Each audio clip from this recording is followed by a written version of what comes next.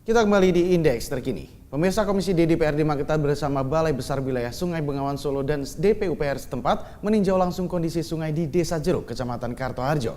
Lokasi tersebut kerap menjadi langganan banjir akibat penumpukan sampah dan tanah longsor yang menghalangi aliran air.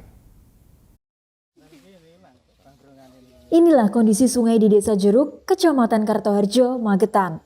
Dari hasil tinjauan terdapat 4 titik rawan banjir akibat tepian sungai yang longsor dan rumpun bambu yang terbawa arus ke tengah sungai.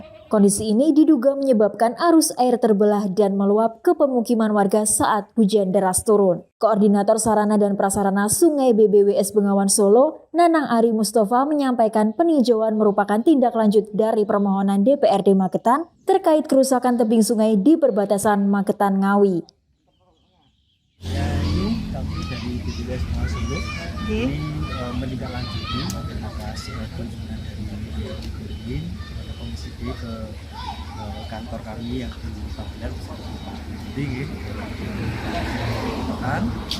Ini kami meninjau langsung dari laporan terkait kerusakan tebing sungai yang berada di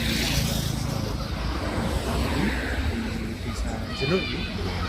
Kita sudah ngecek lokasi, sudah menemukan kurang lebih 4 titik kerusakan tebing, yang mana dari keempat itu memang rata-rata disebabkan karena adanya rumpun bambu yang di situ longsor, akhirnya terbawa ke tengah sungai, dia memecah arus dan membuat tebing di kanan tadi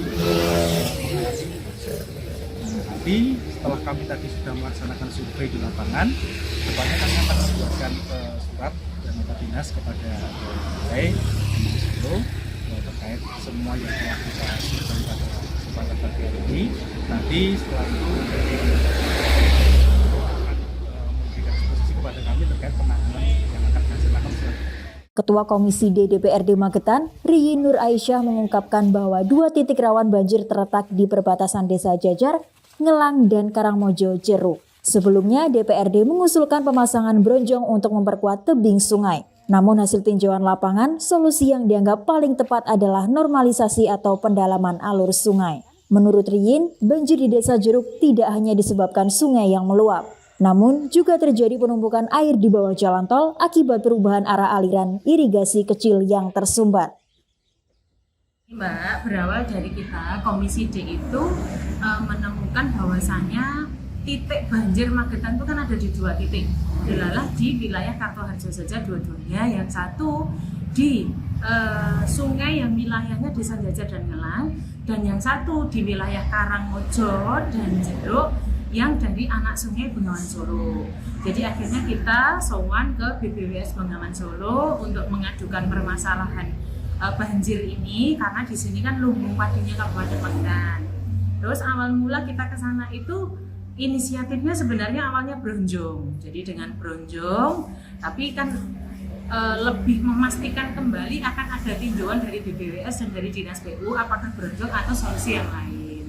Akhirnya hari ini tindak lanjut dari BBWS mengirimkan tim yang dari Madiun beserta PU Kabupaten Magetan, tinjau lokasi, gambar, titik, koordinat, dan semua diputuskan bahwasanya solusi terbaik adalah normalisasi.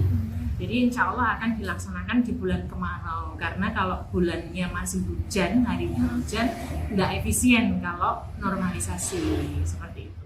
Dewan juga menyoroti lahan warga yang tergerus air sungai dan meminta agar segera dilakukan penanganan. Normalisasi diusulkan dilakukan pada musim kemarau saat kondisi debit air rendah, sehingga alat berat dapat masuk ke lokasi sungai untuk pekerjaan normalisasi.